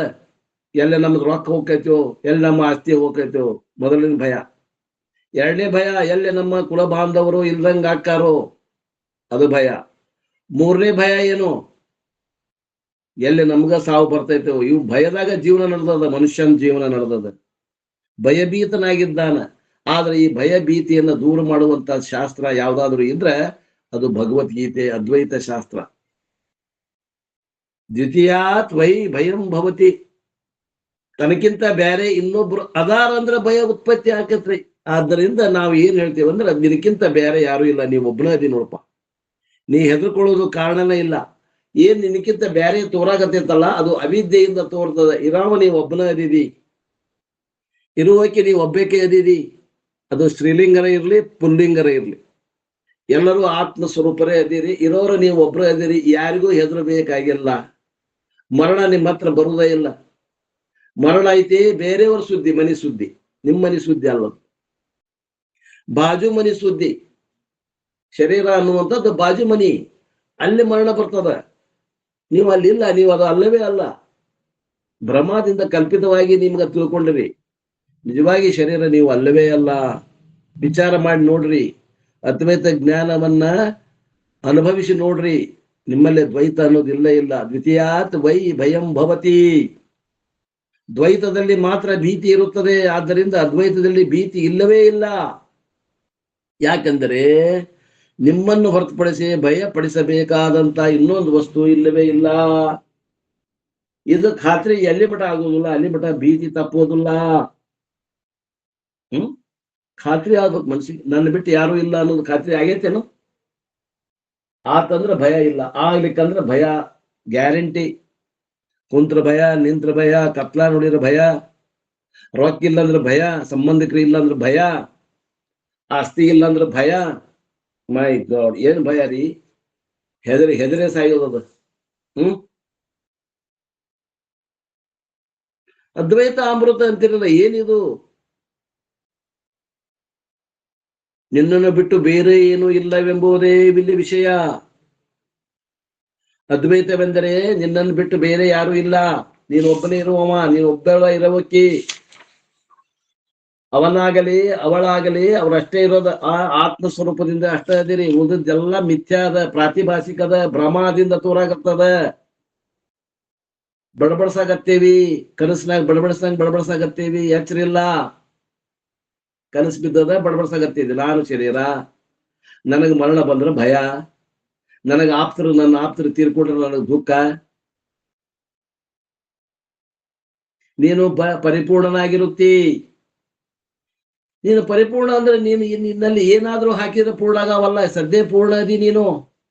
ನಿನ್ನಲ್ಲಿ ಏನೇನೂ ತೆಗಿಯಾಕ ಬರಂಗಿಲ್ಲ, ಅಂತ ಪೂರ್ಣ ಅದಿ ನೀನು. ನಿನ್ನಲ್ಲಿಂದ ಏನಾದ್ರೂ ತೆಗೆದ್ರೆ ಅದು ಅಪೂರ್ಣ ಆಗೋದಿಲ್ಲ. ನಿನ್ನ ಸ್ವರೂಪದಾಗ ಅದ್ರಾಗಿಂದ ಏನಾದ್ರೂ ತೆಗೆದ್ರ ನೀನು ಅಪೂರ್ಣ ಆಗೋದಿಲ್ಲ. ಮತ್ತ ಅದ್ರ ಏನಾರ ಕೂಡ್ಸಾಕು ಬರಂಗಿಲ್ಲ, ಅದು ಕೂಡ್ಸಿದ್ರೆ ಪೂರ್ಣ ಆಗ್ತದ. ಈಗ ಅಪೂರ್ಣದ ಅನ್ನಕ್ಕೂ ಬರಂಗಿಲ್ಲ. ಆತ್ಮೀಯರೇ, ತಿಳಿಯಾಗತೈತಿ ಏನ್ರಿ ನಾ ಹೇಳೋ ಮಾತು? ನಮ್ಮ ಸ್ವರೂಪದಾಗ ನಾವು ರೂಪಾಯಿ ಹಾಕಿದ್ರೆ ಪೂರ್ಣ ಹಾಕೇವಿ, ನಮ್ಮ ಸ್ವರೂಪದಾಗ ಮಂದಿ ಬಳಗ ಹಾಕಿದ್ರೆ ಪೂರ್ಣ ಹಾಕೇವಿ, ನಮ್ಮ ಸ್ವರೂಪದಾಗ RCC ಮನಿ ಆದ್ರೆ ಪೂರ್ಣ ಹಾಕೇವಿ. ಇಲ್ಲ, ಪೂರ್ಣ ಮೊದಲೇ ಅದ. ಅದು ಭ್ರಮದಿಂದ ನಮಗ್ ಹಂಗ ಅನ್ಸಾಗತ್ತದ. ಮನಿ ಬೇಕು, ಇದಾಗ ನೌಕರಿ ಬೇಕು, ಒಂದಿಷ್ಟು ಆಸ್ತಿ ಇರಬೇಕು, ಒಬ್ಬಕ್ಕೆ ಹೇಳ್ತಿರ್ಬೇಕು, ಅಥವಾ ಗಂಡ ಇರ್ಬೇಕು, ಒಬ್ಬವ ನನ್ನ ಕಾಳಜಿ ಮಾಡವ. ಆಮ್ಯಾಗ ನಮ್ಮದು ದಾಂಪತ್ಯ ಸುಖ ಚೆನ್ನಾಗಿದೆ ಅನ್ನಕ್ಕೆ 1-2 ಮಕ್ಕಳು ಹುಟ್ಟಬೇಕು. ಇದೆಲ್ಲ ಭ್ರಮದಾಗ ನಮ್ಮ ತಿಳುವಳಿಕೆ. ಇದು ಯಥಾರ್ಥ ತಿಳುವಳಿಕೆ ಅಲ್ಲ. ಇದು ಭ್ರಮ. ಬಡಬಡ್ಸಾಗತ್ತ. ನಾವು ಉಂಡ ಮಲ್ಕೊಂಡ ಅಂದ್ರೆ ಉಂಡಿದ್ದು ನೋಡಿ, ನಾವು ನಮ್ಮ ಮುಂದೆ ಕುತ್ಕೊಂಡು 2 ಗಂಗಾಳ ಹೊಡ್ತಾ ಹೊಡೆದ ಮಕ್ಕೊಂಡಾನ, ಗೊರಕೆ ಹೊಡ್ಯಾಗತ್ತಾನ, ನನಗೆ ಊಟ ತಂಬರ್ರಿ ಅಂತ ಬಡಬಡ್ಸಾಗತ್ತ. ಅವಾಗೇನು ಊಟ ಕೊಡ್ಬೇಕು, ಏನ್ ಎಬ್ಬಿಸ್ಬೇಕು? ಊಟ ಮಾಡ್ಯಾನವ, ಆದ್ರೂ ಬಡಬಡ್ಸಾಗತ್ತ. ನಮಗ್ ಗೊತ್ತೈತಿ, ನಾವು ನೋಡೇವಿ. ಅವ ಪೂರ್ಣ ಅದಾನ, ನೀವೆಲ್ಲರೂ ಪೂರ್ಣ ಅದಿರಿ, ಆದ್ರೆ ಬಡಬಡ್ಸಾಗತ್ತೀರಿ. ಏನಂತ? ನನಗೆ ರೊಕ್ಕ ಬಂದ್ರ ಪೂರ್ಣ ಹಾಕೇನಿ, ನನಗ್ ಹೊಲ ನಮ್ಮ ಹೆಸರಲ್ಲಿ ಆದ್ರೆ ಪೂರ್ಣ ಹಾಕೇನಿ, ಒಂದು ಮನಿ ಕಟ್ಕೊಂಡ್ರ ನಾ ಪೂರ್ಣ ಹಾಕೇನಿ, 2 ಕೈಗೆ ಹೋಗಿ 4 ಕೈ ಆದ್ರೆ ಪೂರ್ಣ ಹಾಕೇನಿ, ನಮ್ಮ ಹೊಟ್ಯಾಗ ಒಂದು ಗಂಡು 1 ಹೆಣ್ಣು ಹುಟ್ಟಿದ್ರೆ ನಾ ಪೂರ್ಣ ಹಾಕೇನಿ, ನನ್ನ ಬ್ಯಾಂಕ್ ಬ್ಯಾಲೆನ್ಸ್ ಒಂದಿಷ್ಟು ಇದ್ರ ನಾ ಪೂರ್ಣ ಹಾಕೇನಿ. ನಮ್ ಭ್ರಮ. ನೀ ಪೂರ್ಣನದಿಯೋ, ಈಗ ಪೂರ್ಣದಿದೆ. ನಿನ್ನ ಸ್ವರೂಪ ಹೆಂಗೈತಂದ್ರೆ ಏನಾದ್ರೂ ಹಾಕಿರ ಪೂರ್ಣ ಆಗೋದಲ್ಲ, ಅದರಿಂದ ಏನು ತೆಗ್ಯಾಕು ಬರಂಗಿಲ್ಲ. ತೆಗೆದ್ರೆ ಅಪೂರ್ಣ ಆಗ್ತೈತೆ ಅನ್ನಕ್ಕೂ ಬರುವುದಿಲ್ಲ. ಅಂತ ಸ್ವರೂಪದಳು ಈ ತತ್ವದರ್ಶನವನ್ನು ಯಾವುದು ನೀಡುತ್ತದೆಯೋ ಅದೇ ಅಮೃತ, ಅದ್ವೈತ ಅಮೃತ. ಇದಕ್ಕಂತಾರ ಅದ್ವೈತ ಅಮೃತ. ಯಾವುದನ್ನ ಕುಡಿದ್ರೆ ಮರಣದ ಭಯ ಹೋಗ್ತದ, ಅದಕ್ಕೆ ಅಮೃತ ಅಂತಾರ. ಅದು ಒಮ್ಮೆಲೆ ಕುಡ್ದೇವಿ. ನಾವು ಇಲ್ಲಿ ಮಠ ಕುಡುದಿಲ್ಲ ಅಂತ ಹುಟ್ಟಿ ಬಂದೇವಿ. ಮತ್ತೆ ಈಗ ಕುಡಿತೇವಿ ಅಂದ್ರೆ ಇನ್ ಮ್ಯಾಗ ಹುಟ್ಟಿ ಬರ್ದಂಗ ಮಾಡ್ಕೋತೀವಿ. ಅಮೃತ ಕುಡಿದವ್ರು ಯಾರು ಹುಟ್ಟಿ ಬರ್ತಾರೇನ್ರಿ? ಇಲ್ಲ. ಅಮೃತವು ರುಚಿ ನೋಡಲು ಬರುವಂತದ್ದಾಗಿರುತ್ತದೆ, ಅನುಭವಿಸಬೇಕಾದಂತದ್ದಿರುತ್ತದೆ. ಅದ್ವೈತ ಅನುಭವಕ್ಕೂ ಬರ್ಬೇಕದು, ಆ ರುಚಿನೂ ನೋಡಕ್ ಬರ್ಬೇಕು. ಅದ್ವೈತವು ಸ್ವತಃ ನೀವೇ ಅರಿತುಕೊಳ್ಳಬೇಕಾದ್ದಾಗಿರುವುದರಿಂದ ಇಲ್ಲಿ ಅಮೃತ ಶಬ್ದವು ಬಳಸಲಾಗಿದೆ. ನೋಡ್ರಿ, ಅಮೃತ ಯಾಕಂದಾರಂದ್ರ ಅದರ ಸವಿಯನ್ನು ಸವಿಬೇಕಾಗಿದೆ. ಅದು ಏನು ಹನಿ ಹನಿ ಅಲ್ಲ, ಅಮೃತ ವರ್ಷಿಣಿ, ಮಳೆ ರೂಪದಲ್ಲಿ ಬರುವಂತಹ ಭಗವಂತನ ವಾಣಿಯಲ್ಲಿ ಬರುವಂತಹ ಅಮೃತವನ್ನ ನಾವು ಹನಿ ಹನಿ ಹಾಗೆಲ್ಲ ಧಾರಾಳವಾಗಿ ಮಳೆಯಂತೆ ಕುಡಿಬೇಕಾಗಿದೆ. ಮಳೆಯಂತೆ ಸುರಿಸ್ತಾ ಇದ್ದಾನೆ ಭಗವಂತ. ಗೀತಾ ಮಾತೆಯು ನಿಮ್ಮ ಮೇಲೆ ಅದ್ವೈತಾಮೃತ ಮಳೆಯನ್ನು ಗರಿಯುತ್ತಿದ್ದಾಳೆ. ಆ ಅಮೃತ ವರ್ಷಿಣಿಯು ಅದ್ವೈತದ ದರ್ಶನವಾಗಿರುತ್ತದೆ. ಇದು ಭಗವಂತನ ಒಂದು ಸಂದೇಶವಾಗಿರುತ್ತದೆ. ಗೀತೆಯು ಭಗವತಿಯಾದ್ದರಿಂದ ಅವಳು ಭಗವಂತನ ದರ್ಶನದಿಂದ ಪ್ರತ್ಯೇಕವಿಲ್ಲ. ಭಗವಂತನ ದರ್ಶನದಿಂದ ಒಳಗೂಡಿರುವ ಅವಳು ಭಗವಂತನ ಸಹಧರ್ಮಿಣಿಯೇನೋ ಎಂಬಂತೆ ಇದ್ದಾಳೆ. ಭಗವಂತ ನಮ್ಮ ಅಪ್ಪ ಇದ್ದಂಗ, ಭಗವತಿಯೇ ನಮ್ಮ ಅವ್ವ ಇದ್ದಂಗ. ಅವರಿಬ್ರು ಕೂಡಿ ಅವರು ಒಬ್ಬರೇ ಅರ್ಧನಾರೀಶ್ವರ. ಒಂದೇ ಶರೀರ, ಎರಡು ಜೀವ ಒಂದೇ ಶರೀರ. ಅವರಿಬ್ರು ಕೂಡಿ ಒಬ್ಬರೇ ಎಂಬಂತೆ ಅವರು ನಮ್ಮನ್ನು ಅನುಗ್ರಹಿಸುತ್ತಾರೆ. ಭಗವಂತನ ಸಹಧರ್ಮಿಣಿಯಾಗಿ ಗೀತೆಯ ಕೃಷ್ಣ ಯಾರೆಂಬುವುದು ಸರಿಯಾಗಿ ಗೊತ್ತಿದೆ. ಕೃಷ್ಣ ಯಾರು, ಗೀತೆಯ ಕೃಷ್ಣ ಯಾರು ಎಂಬುದು ಸರಿಯಾಗಿ ಗೊತ್ತಿದೆ. ಅವನು ಈಶ್ವರ, ಅವನು ಭಗವಂತ ಎಂಬುದು ಅವಳಿಗೆ ಗೊತ್ತು ಮತ್ತು ನಿಮಗೆ ಅನುಗ್ರಹ ಮಾಡುತ್ತಾಳೆ. ಹೇಗೆಂದ್ರೆ ಅವಳು ಈ ಜ್ಞಾನವನ್ನು ನಮಗೆ ನೀಡುತ್ತಿದ್ದಾಳೆ. ಅದೇ ಅವಳ ಅನುಗ್ರಹ. ಹಾಗಾದ್ರೆ ಈ ಗೀತೆ ಎಷ್ಟು ಅಧ್ಯಾಯಗಳಿವೆ? ಈ ಶ್ಲೋಕದಲ್ಲಿ ಹೇಳಲ್ಪಟ್ಟಂತೆ 18 ಅಧ್ಯಾಯಗಳು ಉಳ್ಳವಳು ಎಂದು ಸಂಬೋಧಿಸಲಾಗಿದೆ. ಏನಂತ ಇಲ್ಲಿ ಏನಂತಾರವರು? ಅಷ್ಟಾದಶಾಧ್ಯಾಯಿನಿ ಗೀತೆಯು ನಿನಗೆ ನಮಸ್ಕರಿಸುತ್ತೇನೆ. ಹಂಗಾರೆ ಇದು ಏನ್ರಿ ಗೀತೆ? ದುಃಖ ನಾಶಕದ ಗೀತೆ ಇದು. ದುಃಖವನ್ನ, ಇದ್ದ ದುಃಖವನ್ನ ನಾಶ ಮಾಡಿಸೋದು, ಇಲ್ಲದ ದುಃಖವನ್ನ ತರುವುದಲ್ಲ, ಇದ್ದ ಎಲ್ಲ ದುಃಖವನ್ನು ಕಳೆಯುವಂತಹದ್ದು ಗೀತೆ ಇದು.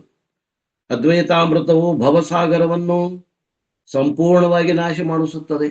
ಸಂಪೂರ್ಣವಾಗಿ ಒಂದೀಟು ಇಲ್ಲದಂಗೆ ಬೇರು ಸಹಿತ, ಅಜ್ಞಾನ ಸಹಿತ ಸಂಸಾರದ ನಿವೃತ್ತಿ ಅದ ನಮಗೆ. ಅದಕ್ಕೆ ನಾವೇನಂತೀವಿ? ಅತ್ಯಂತ ದುಃಖ ನಿವೃತ್ತಿ, ಪರಮಾನಂದ ಪ್ರಾಪ್ತಿ ರೂಪ ಮೋಕ್ಷ. ಅತ್ಯಂತ ದುಃಖ ನಿವೃತ್ತಿ, ಬರೀ ದುಃಖ ನಿವೃತ್ತಿಯನ್ನು ಹೇಳಿಲ್ಲ ಇಲ್ಲಿ. ಬೇರೆ ದರ್ಶನ ದುಃಖಕ್ಕೆ ಕಾರಣ ಯಾವ್ದದ ರೀ? ಅಜ್ಞಾನ. ಆ ಅಜ್ಞಾನದ ನಿವೃತ್ತಿ. ದುಃಖ ಅಷ್ಟ ನಿವೃತ್ತಿ ಅಲ್ಲ, ದುಃಖದ ಕಾರಣವಾದ ಅಜ್ಞಾನದ ನಿವೃತ್ತಿ ಇರೋದ್ರಿಂದ ಇದು ಆತ್ಯಂತಿಕ ದುಃಖದ ನಿವೃತ್ತಿ ಅದ. ಭವ ಅಂದರೆ ಎಲ್ಲ ಸಮಸ್ಯೆಗಳು ಹಾಗೂ ಭೀತಿ ಸಹಿತ ಅವಸ್ಥಾಂತರ ಜೀವನ, ದುಃಖ, ಬಂಧನ, ಹುಟ್ಟು ಮತ್ತು ಸಾವಿನ ಜೀವನ ಎಂದು ಅರ್ಥ. ಭವ ಅಂದ್ರೆ ಏನ್ರಿ? ಪುನರಪಿ ಮರಣಂ, ಪುನರಪಿ ಜನನೆ, ಪುನರಪಿ ಪುನನೆ ಜಠರೇ ಶಯನಂ. ತಾಯಿ ಹೊಟ್ಟೆಯಾಗ ಹುಟ್ಟುವುದು ಎದಕ್ ಹುಡ್ತೀಯೋ? ಸಾಯಕ್. ಯಾಕೆ ಸಾಯ್ತೀಯೋ? ಹುಟ್ಟಾಕ್. ನೋಡ್ರಿ, ಹುಟ್ಟಿದ್ದನ ಮತ್ತೆ ಹುಡ್ತೇವಿ, ಉಂಡಿದ್ದನ ಉಣ್ತೇವಿ, ಬೀಸಿದ್ದನ ಬೀಸ್ತೇವಿ, ಚಲೋ ಐತಿ ಅಂತೀವಿ. ಈ ಭವ, ಈ ಏನದ, ಇದು ಎಲ್ಲ ಸಮಸ್ಯೆಗಳಿಗೆ ಮೂಲ ಕಾರಣ. ಈ ಭವದಿಂದ ನಾವು ಮುಕ್ತರಾಗಬೇಕಾಗಿದೆ. ಆದ್ದರಿಂದ ಈ ಬೋಧನೆ ಇಡೀ ಸಂಸಾರವನ್ನು, ಅಂದ್ರೆ ಭವರೂಪವಾಗಿ ಈ ಸಂಸಾರವನ್ನು ನಾಶಗೊಳಿಸುವ ಇದು ದಿವ್ಯ ಔಷಧವಾಗಿದೆ. ಅಂದ್ರೆ ಈ ದೇವಿ ಹೆಂಗದಾಳಿಕೆ ಭಗವದ್ಗೀತಾ ಅನ್ನುವಂತೆಗೆ ಸಂಸಾರ ಸಂಹಾರಗಳು ಮತ್ತು ಅದ್ವೈತಾಮೃತ ಎರಡೂ ಒಟ್ಟಿಗೆ ಸೇರಿಸಿಕೊಡುವಂತವಳು. ಆದ್ದರಿಂದ ಗೀತೆಯನ್ನು ಮಾತೆ ಎಂದು ಕರೆಯಲಾಗಿದೆ. ಈ ಶ್ಲೋಕದಲ್ಲಿ ಆ ಮಾತೆಗೆ ಪ್ರಾರ್ಥಿಸಿಕೊಳ್ಳಲಾಗಿದೆ.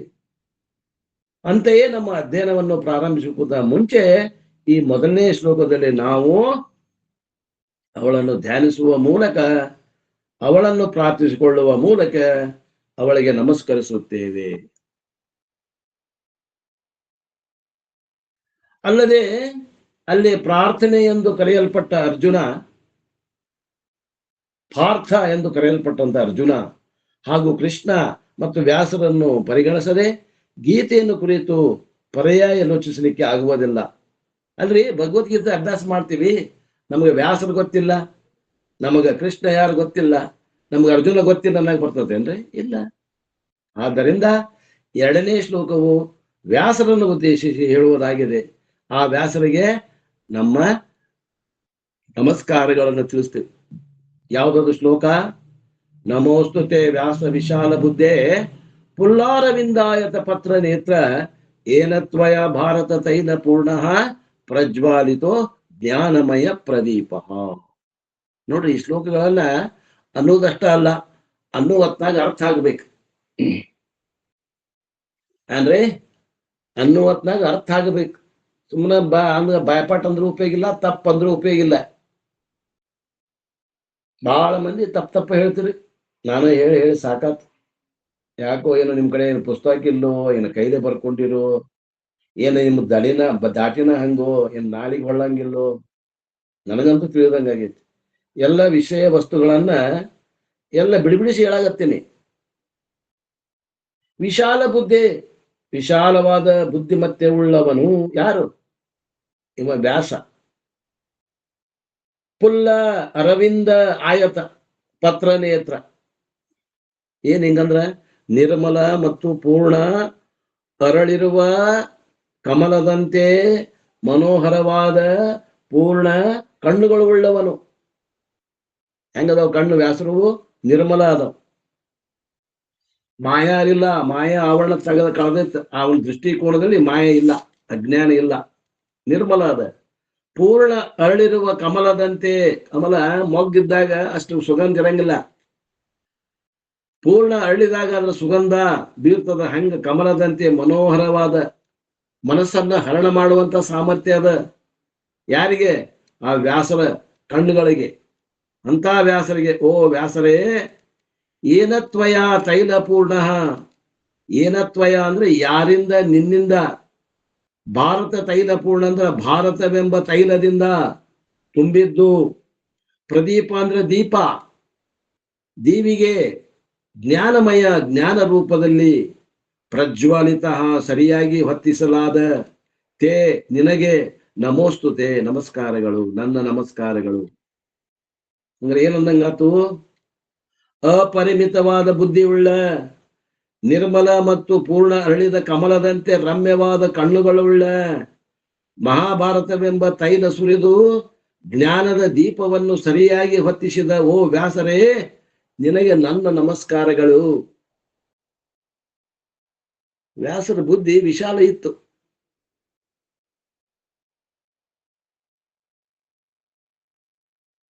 ಶೇಕ್ಸ್ಪಿಯರ್ ಅಂತ ಒಬ್ಬ ಇಂಗ್ಲಿಷ್ ಕಾವ್ಯ ರಚನೆ ಮಾಡಿದ ಕವಿ ಆಗಿ ಹೋದ. ಅವನ ಬುದ್ಧಿಮತ್ತೆಯಲ್ಲಿ ಅವನ ಒಂದು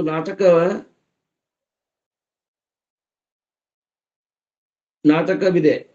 ಜಾಗತಿಕ ರಂಗಸ್ಥಳವೆಂದು ಬಣ್ಣಿಸಲಾಗಿದೆ. ಜಗತ್ತು ಒಂದು ರಂಗಸ್ಥಳ ಅಂತ. ಅವ ಏನಂತಾನ Shakespeare? The world is A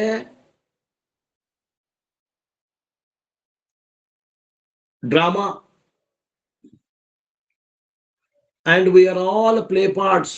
ಈ ಜಗತ್ತು ಅನ್ನುವಂಥದ್ದು ಒಂದು ನಾಟ್ಯರಂಗ, ನಾವೆಲ್ಲ ಜೀವಿಗಳು ಅದರಲ್ಲಿ ಪಾತ್ರಧಾರಿಗಳು ಅಂತ ಹೇಳ್ತಾನೆ ಶೇಕ್ಸ್ಪಿಯರ್. ಈ ವಿಶ್ವ ರಂಗಭೂಮಿಯಾಗಿ ಅತ್ಯುತ್ತಮ ನಾಟಕ ರಂಗವನ್ನು ಬರೆಯಲಿಗೆ ಅವನಿಗೆ ಶಕ್ಯವಾಯಿತು. ಯಾರಿಗೆ? ವ್ಯಾಸರಿಗೆ. ಹಾಗೆಯೇ ಈ ಶ್ಲೋಕದಲ್ಲಿ ಅಪರಿಮಿತ ಬುದ್ಧಿವಂತವನು ಯಾರು? ವ್ಯಾಸ. ಮತ್ತು ಅಪಾರ ಜ್ಞಾನವುಳ್ಳವನು ವ್ಯಾಸ ಹಾಗೆಂದು ಬಣ್ಣಿಸಲಾಗಿದೆ. ಅವನು ಸಹಸ್ರಾರು ಶ್ಲೋಕಗಳನ್ನು ಬರೆದರೂ ಹಾಗೆನ್ನುವುದಕ್ಕಿಂತ ಅವು ಅವರಿಂದ ಸರಳವಾಗಿ ಸ್ಫುರಿಸಿದವು ಎನ್ನಲಡ್ಡಿ ಇಲ್ಲ. ಅವ ಬರದ ಅನ್ನೋಕ್ಕಿಂತ ಅವು ಸ್ಫುರಣವಾಗಿ ಬಂದು ಹಂಗ ಒಂದರ ನಂತರ ಒಂದ. ಅಷ್ಟೊಂದು ಅವರಲ್ಲಿ ಸಾಮರ್ಥ್ಯ, ವಿಶಾಲ ಬುದ್ಧಿ ಇತ್ತು ಅಂತ ಅರ್ಥ. ನಾವು ಒಂದು ಪತ್ರ ಬರೆಯಕ್ ಆಗೋದಿಲ್ಲ, ಒಂದು ನೆಟ್ಗೆ ಮಾತಾಡಕ್ ಆಗಂಗಿಲ್ಲ, ನಾವು ಮಾತಾಡಿದ್ದು ಮತ್ತೊಬ್ಬರಿಗೆ ತಿಳಿಯೋದಿಲ್ಲ. ನಾವ್ ಹೆಂಗದೇವಿ? ವ್ಯಾಸರ ಬುದ್ಧಿ ಹೆಂಗದ ನೋಡ್ರಿ, ವಿಶಾಲವಾದ ಬುದ್ಧಿ. ಕಠಿಣ ವಿಷಯಗಳನ್ನು ಸರಳವಾಗಿ ತಿಳಿಸುವಂತ ಸಾಮರ್ಥ್ಯ ಅದ ವ್ಯಾಸರಿಗೆ.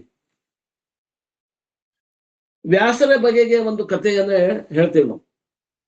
ಅವರು ಮಹಾಭಾರತವನ್ನು ಬರೆಯಲು ಯೋಚಿಸಿದಾಗ ಅವರು ಆ ಮಹಾಕಾವ್ಯವನ್ನು ಲಿಪಿಕಾರನಿಗೆ ಹೇಳಿ ಬರೆಸಬೇಕು ಅಂತ ಅಪೇಕ್ಷೆ ಮಾಡಿದ್ರು. ಆಗಿನ ಕಾಲಕ್ಕೆ ಶೀಘ್ರ ಲಿಪಿ ಇರ್ಲಿಲ್ಲ, ಶಾರ್ಟ್ ಹ್ಯಾಂಡ್ ಇದ್ದಿದ್ದಿಲ್ರಿ ಅವಾಗ.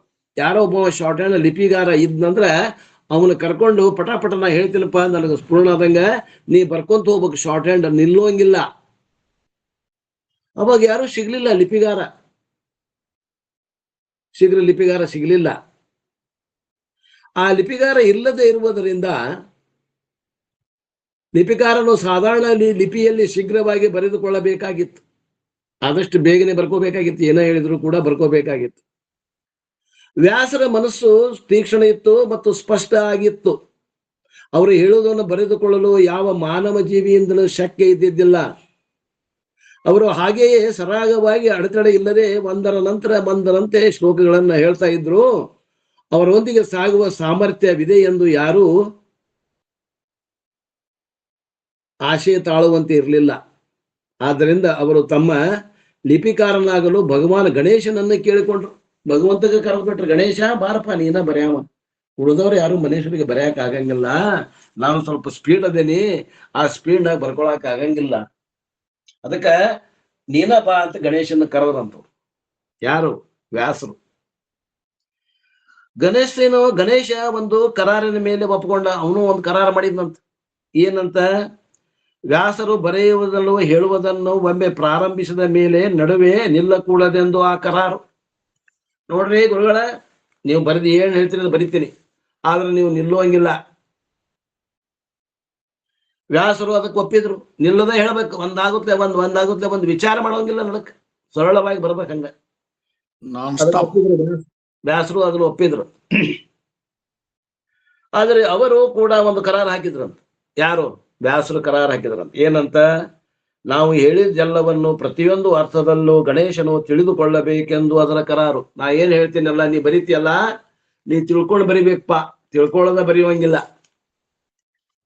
ನಂದು ಒಂದು ಕಂಡೀಷನ್ ನೋಡ್ ಅಂದವ. ನೋಡ್ರಿ ಹೆಂಗದ ಗಣೇಶಪ್ಪ ಮತ್ತು ನಮ್ಮ ವ್ಯಾಸರದು ಹೆಂಗದ ನೋಡ್ರಿ ವಾದ ವಿವಾದ. ತಾವು ಹೇಳಿದ್ದೆಲ್ಲವನ್ನು ಪ್ರತಿಯೊಂದು ಅರ್ಥದಲ್ಲೂ ಗಣೇಶನು ತಿಳಿದುಕೊಳ್ಳಬೇಕೆಂದು ಅವರ ಕರಾರಾಗಿತ್ತು. ಈ ಕರಾರಿಗೆ ಒಪ್ಪಿಕೊಂಡ ಗಣೇಶನು ತನ್ನದೊಂದು ಕೋರೆಯನ್ನು ಕಿತ್ತು ತೆಗೆದುಕೊಂಡು ಅದನ್ನು ಚೂಪು ಮಾಡಿದ. ಆ ಕೋರೆ ಇರ್ತದಲ್ರಿ ಹಲ್ಲ, ಅದನ್ನು ತೆಗೆದ, ಅದನ್ನು ಚೂಪವಾದದ್ದನ್ನು ತಗೊಂಡು ಕಿತ್ಕೊಂಡು ಅದನ್ನ ಚೂಪ್ ಮಾಡಿದ. ಅದರಿಂದ ಅವನು ತಾಳೆಗರೆಯ ಮೇಲೆ ಮಹಾಭಾರತ ಬರಲಿಕ್ಕೆ ಪ್ರಾರಂಭ ಮಾಡಿದ. ಅಂತೆಯೇ ಭಗವಾನ್ ಗಣೇಶನನ್ನು ಒಂದೇ ಕೋರೆ ಉಳ್ಳವನೆಂದು ಏಕದಂತನೆಂದು ಚಿತ್ರಿಸಲಾಗಿದೆ. ಎರಡಿದ್ದು ಮೊದಲವು. ಯಾವಾಗ ಅವ ಮಹಾಭಾರತ ಬರೆಯಕತ್ತ ಒಂದು ಕೋರೆ ಹಲ್ಲನ್ನು ತೆಗೆದ, ಅದಕ್ಕೆ ಏಕದಂತ ಅಂತ ಕರೀತಾವ. ಮಹಾಭಾರತದ ಬಹುಭಾಗದಲ್ಲಿ ನೀವು ಸರಳ ಮತ್ತು ವರ್ಣನಾತ್ಮಕ ಪದ್ಯಗಳನ್ನು ಕಾಣ್ತೀರಿ. ಆದರೆ ಆಗೊಮ್ಮೆ ಈಗೊಮ್ಮೆ ತುಂಬಾ ಅರ್ಥಗರ್ಭಿತ ಸಾಧಾರಣ ಶೈಲಿಯದೆಂದಾದರೂ ವಿವಿಧ ಅರ್ಥಗಳುಳ್ಳ ಪದ್ಯಗಳು ಕಾಣ್ತಾವ. ವ್ಯಾಸರು ಆ ರೀತಿ ಮಾಡಲು ತಮಗೆ ಉಸಿರಾಡಲು ಸಮಯ ಸಿಗಬೇಕೆಂಬುದೇ ಕಾರಣ. ಕೆಲವೊಂದ್ಸಲ ವ್ಯಾಸರು ಏನ್ ಮಾಡಿದ್ರು, ಏನಪ್ಪಾ ನಮಗೂ ಒಂದು ಕಂಡೀಷನ್ ಹಾಕ್ಯ ನೀವ, ಅದಕ್ಕೆ ಕೆಲವೊಂದು ಶ್ಲೋಕಗಳನ್ನ ಮೀಟರ್ ಬದಲಿ ಮಾಡಿದ್ರು. ಮೀಟರ್ ಅಂತಂದ್ರೆ ಏನ್ರಿ? ಮೀಟರ್ ಅಂತಂದ್ರ ಅದು ರಾಗ ಸಂಯೋಜನೆ ಅಂತೀವಲ್ಲ, ಆ ರಾಗಕ್ಕೆ ಮೀಟರ್ ಅಂತ ಬದಲಾವಣೆ ಮಾಡಿದ್ರು. ಅವು ಯಾವ ಅನ್ನೋದು ಹೇಳ್ತಾರೆ ನೋಡ್ರಿ. ಕೆಲವೊಂದು ಶ್ಲೋಕಗಳು ಬಂದಾಗ ಆ ರಾಗ ಏನು ಚೇಂಜ್ ಮಾಡ್ಯಾರ, ಸ್ಪೀಡ್ ಮಾಡ್ಯಾರ ನೋಡ್ರಿ. ಅಲ್ಲಿ ವ್ಯಾಸರು ತಮಗೆ ಬಿಡುವಾದಾಗಲೆಲ್ಲ ಕಠಿಣ ಪದ್ಯವೊಂದನ್ನು ಹೇಳಿಬಿಡ್ತಿದ್ರು. ಅಂದ್ರೆ ಅವ ತಿಳ್ಕೊಳಕ ಟೈಮ್ ಬೇಕಾಗ್ತಿತ್ತವ. ಅವ ತಿಳ್ಕೊಂಡು ಬರಿಬೇಕಲ್ಲ, ಹೆಂಗಂದ್ರು ಗಣಪ ಆ ತಿಳ್ಕೊಳ್ಳೋದ್ರಾಗಲೇ ಇವರು ಒಂದ್ ಸ್ವಲ್ಪ ಉಸಿರಾಡಿಸ್ತಿದ್ರಂತ. ಈ ಪದ್ಯಗಳನ್ನು ನಾವು ಎಣಿಸಿ ನೋಡಿದರೆ ವ್ಯಾಸರು ಬರೆಯಲು ಹೇಳುವಾಗ ನಡುವೆ ಎಷ್ಟು ಸಲ ನಿಂತಿದ್ದರು ಎಂಬುದು ಗೊತ್ತಾಗುತ್ತದೆ. ಗಣೇಶನು ಅರ್ಥ ತಿಳಿದುಕೊಳ್ಳುವಷ್ಟರಲ್ಲಿ ವ್ಯಾಸರು ತಮ್ಮ ಬಿಡುವನ್ನು ಮುಗಿಸಿಕೊಂಡು ಪುನಃ ಪ್ರಾರಂಭ ಮಾಡಲು ಸಿದ್ಧರಾಗಿ ಬಿಡುತ್ತಿದ್ದರು. ಇಂಥವರು ವ್ಯಾಸರಿದ್ದರು ಅಂತ ಒಂದು ಶ್ಲೋಕ ಹೇಳ್ತೀನಿ ನಿಮ್ಗೆ. ಇಲ್ಲೇ ಈ ಸದ್ಯ ಹೇಳ್ತೀನಿ, ಮುಂದೆ ನಿಮಗೆ ಗೊತ್ತಾಗ್ತದೆ.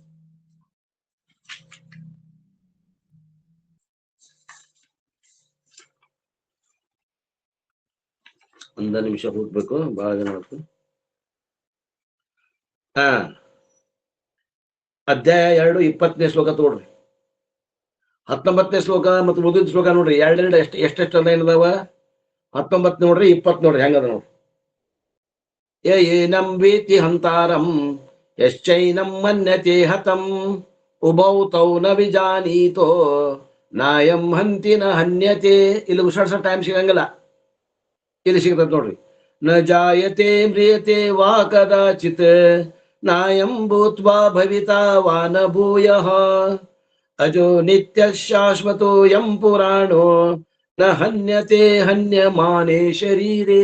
ಈ ಬಿಟ್ರೆ ಬದಲಿ ಮಾಡಿಬಿಟ್ರು. ಇದನ್ನ ತಿಳ್ಕೊಂಡು ಬರಿಬೇಕಲ್ಲ, ಅವ್ನು ಟೈಮ್ ಸಿಕ್ತಿತ್ತು, ಒಂದ್ ಸ್ವಲ್ಪ ಟೈಮ್ ತಗೋತಿದ್ದ ಗಣಪತಿ. ಅವಾಗ ಒಂದ್ ಸ್ವಲ್ಪ ಉಸಿರು ತಗೋತಿದ್ರು ವ್ಯಾಸ ಮಹರ್ಷಿಗಳು. ಇಂಥದ್ದೊಂದು ಕತೆ ಪ್ರಚಲಿತ ಅದ ಆಸ್ತಿಕ ಮನೋಭಾವ ಉಳ್ಳವರಲ್ಲಿ. ಇನ್ನು ವ್ಯಾಸರ ದೃಷ್ಟಿ ಹೆಂಗಿತ್ತು? ವ್ಯಾಸರಿಗೆ ದೊಡ್ಡ ದೊಡ್ಡ ಸುಂದರ ಕಣ್ಣುಗಳು ಇದ್ವಂತ. ಅದು ಸಂಪೂರ್ಣವಾಗಿ ಅರಳಿದ ಕಮಲದಂತೆ ಇದ್ದವೆಂದು, ಅವು ನಿರ್ಮಲ ಮತ್ತು ರಮ್ಯವಾಗಿದ್ದವೆಂದು ಈ ಶ್ಲೋಕದಲ್ಲಿ ಬಣ್ಣಿಸಲಾಗಿದೆ. ವ್ಯಾಸರನ್ನು ಈ ಶ್ಲೋಕದಲ್ಲಿ ಜ್ಞಾನದ ಬೆಳಕನ್ನು ಕೊಡುವ ದೀವಿಗೆಗೆ ಹೋಲಿಸಲಾಗಿದೆ. ಆ ದೀವಿಗೆಯನ್ನು ಸರಿಯಾಗಿ ಹೊತ್ತಿಸಲಾಗಿದೆ. ಆದ್ದರಿಂದ ಅವರು ನಮಗಾಗಿ ಜ್ಞಾನ ಜ್ಯೋತಿಯನ್ನು ಬೆಳಗುವಂತವರಾಗಿದ್ದಾರೆ. ವ್ಯಾಸರು ಹಚ್ಚಿದ ದೀವಿಗೆಯನ್ನು ಮಹಾಭಾರತ ತೈಲದಿಂದ ತುಂಬಿಸಲಾಗಿದೆ. ವ್ಯಾಸರು ಏನು ಹಚ್ಚಾರಲ್ಲ ದೀಪ, ಆ ದೀಪಕ್ಕೆ ಎಣ್ಣೆ ಯಾವುದು ಅಂದ್ರೆ ಮಹಾಭಾರತ ತೈಲ. ಲೋಕಲ್ ತೈಲ ಅಲ್ರಿ, ಸನ್ಫ್ಲವರ್ ಎಣ್ಣೆ ಅಲ್ಲ ಇದು. ಮಹಾಭಾರತ ಅನ್ನುವಂತ ತೈಲವನ್ನ ಹಾಕಿ ಹಚ್ಚಾರಂತ. ಮಹಾಭಾರತದಲ್ಲಿ ವೇದಗಳಲ್ಲಿ ಕಂಡುಬರುವ ಜ್ಞಾನಕ್ಕೆ ಯುಕ್ತವಾಗಿರುವುದರಿಂದ ಈ ಮಹಾಕಾವ್ಯವನ್ನು ಪಂಚಮ ವೇದ ಎಂದು ಕರೆಯಲಾಗಿದೆ. ಪಂಚಮ ವೇದ ಅಂತಾರೆ. 4 ವೇದಗಳು ಯಾವ್ರಿ? ಋಗ್ವೇದ, ಯಜುರ್ವೇದ, ಸಾಮವೇದ, ಅಥರ್ವಣ ವೇದ. ಈ 4 ವೇದಗಳು. ನಮಗೆ ಭಗವದ್ಗೀತಾ ಏನ್ರಿ ಇದು? ಇದು 5ನೇ ವೇದ. ಅಷ್ಟು ಮಾನ್ಯತೆ ಪಡೆದ ಇದು.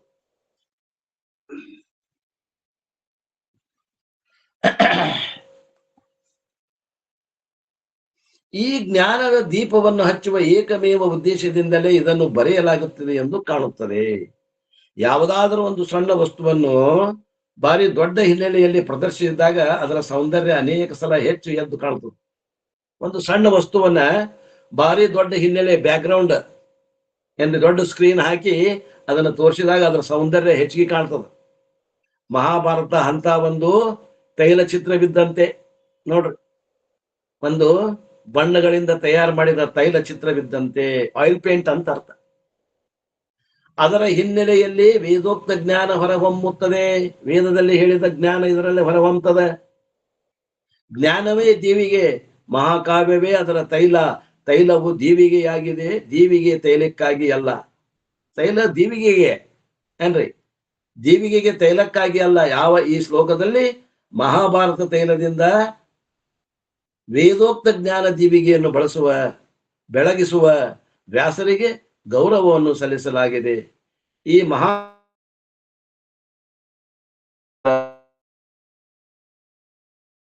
ಓ ವ್ಯಾಸರೇ, ನನ್ನ ನಮಸ್ಕಾರಗಳು. 2 ಶ್ಲೋಕ ಅದು. ಮೊದಲಿನ 2 ಶ್ಲೋಕ, ಮೊದಲು 7ನೇ ಶ್ಲೋಕನೂ ಆತು. ಇನ್ನು ಮುಂದಿನ ಶ್ಲೋಕ ಯಾವುದು ಅಂದ್ರೆ ಪ್ರಪನ್ನ ಪಾರಿಜಾತಾಯ ಸ್ತೋತ್ರಮೇತ್ರೈಕಪಾಣಯೇ ಜ್ಞಾನ ಮುದ್ರಾಯ ಕೃಷ್ಣಾಯ ಗೀತಾಮೃತ ದುಹೇ ನಮಃ ಅನ್ನುವಂತ ಶ್ಲೋಕವನ್ನು ನೋಡ್ಬೇಕಾಗ್ಯದ.